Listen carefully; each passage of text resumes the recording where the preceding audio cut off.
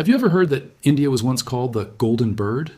A land of unbelievable wealth, vibrant culture, and bustling trade that amazed travelers from across the ancient world. For thousands of years, India produced nearly a third of the world's wealth.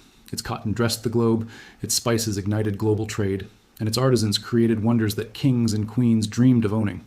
But by 1947, when the British finally left, India was one of the poorest nations on earth.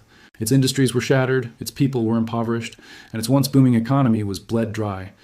This is the story of how Great Britain, under the banner of empire and civilization, systematically plundered India's riches to finance its own rise to power.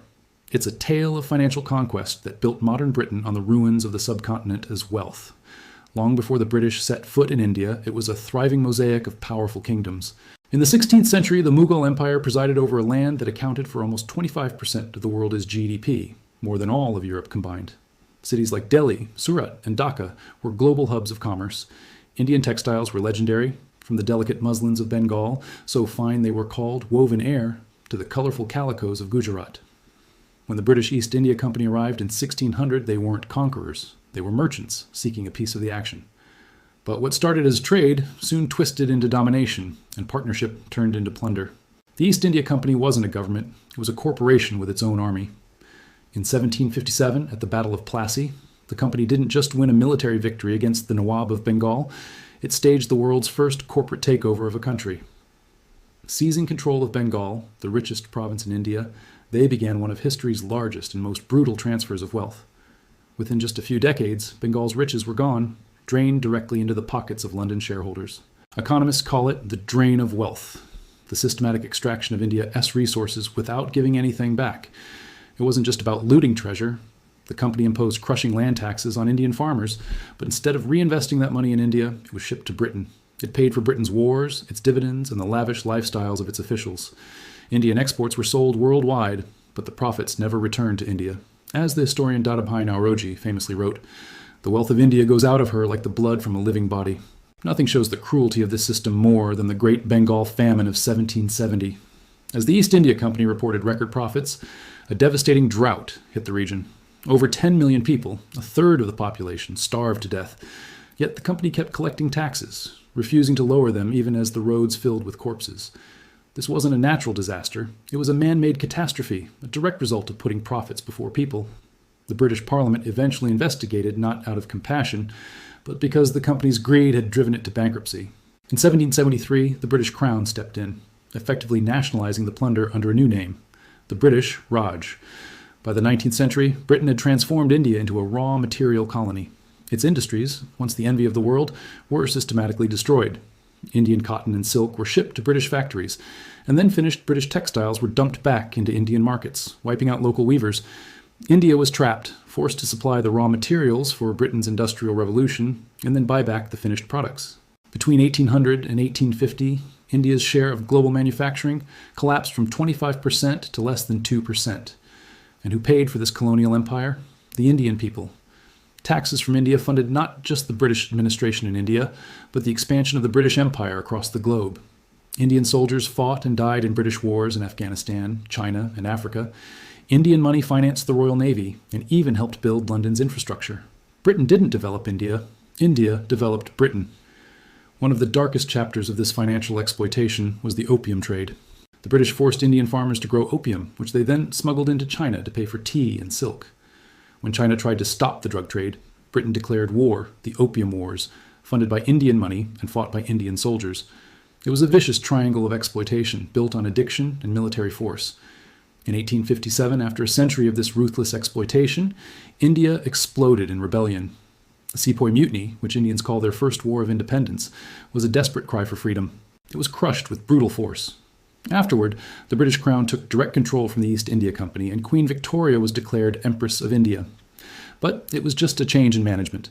The systematic drain of wealth continued, now with a royal seal of approval. India was called the jewel in the crown, but it was a jewel that grew dimmer with every passing year. Defenders of the empire often point to the railways and telegraphs they built, but these were never for the benefit of Indians. The railways were built to transport raw materials to ports and move troops to crush rebellions. The telegraphs connected British officials, not Indian villages. The entire system was designed for one purpose: more efficient extraction. The costs were paid by Indian taxpayers, but the profits flowed straight to British investors. Between 1870 and 1900, this system led to a series of horrifying famines that killed tens of millions. These weren't just caused by bad weather. British policies forced farmers to grow cash crops like cotton and indigo instead of food. Even as people starved, India continued to export grain to Britain.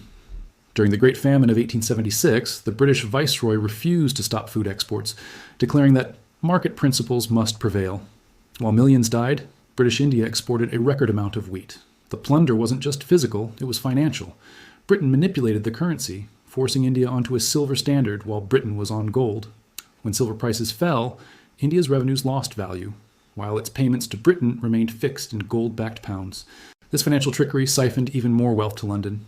On top of that, India was forced to pay home charges, massive annual payments to cover Britain's expenses, including pensions for British officials and the costs of running its colonial office in London. Before the British, India was a manufacturing powerhouse. After 2 centuries of their rule, it was reduced to an agricultural colony, exporting raw materials and importing finished goods. This deindustrialization was deliberate policy. Tariffs protected British factories while Indian goods were hit with heavy duties. India's world-famous artisans were driven into poverty. The economy was completely re-engineered for Britain's benefit. So, what's the final tally? How much was actually taken? According to research by the economist Utsa Patnaik, Britain drained the equivalent of $45 trillion from India between 1765 and 1938. Let that sink in. $45 trillion. That's 17 times the UK's entire GDP today. This wasn't trade or investment. It was the greatest heist in human history. The wealth that fueled the Industrial Revolution, built London's grand architecture, and financed a global empire was, in large part, stolen from India. By the early 20th century, Indian leaders like Dadabhai Naoroji and Mahatma Gandhi began to expose this economic drain. They argued that political freedom, Swaraj, was meaningless without economic independence, Swadeshi. The fight for independence became a fight to end the theft of India's wealth. Ironically, by World War II, a bankrupt Britain was again dependent on India, using its resources and soldiers to fight the war. When they finally left in 1947, they left behind a nation impoverished, partitioned, and facing the monumental task of rebuilding from 2 centuries of plunder. The story of how Great Britain plundered India is a sobering reminder that empire doesn't always come with flags and soldiers. Sometimes it arrives with corporate contracts and financial systems designed to extract wealth quietly. The lesson is timeless. When wealth flows without justice, prosperity for a few is built on the poverty of many. And that's a story we should never forget. Thank you for watching. If you found this story important, please like this video and subscribe for more deep dives into the histories that have shaped our world.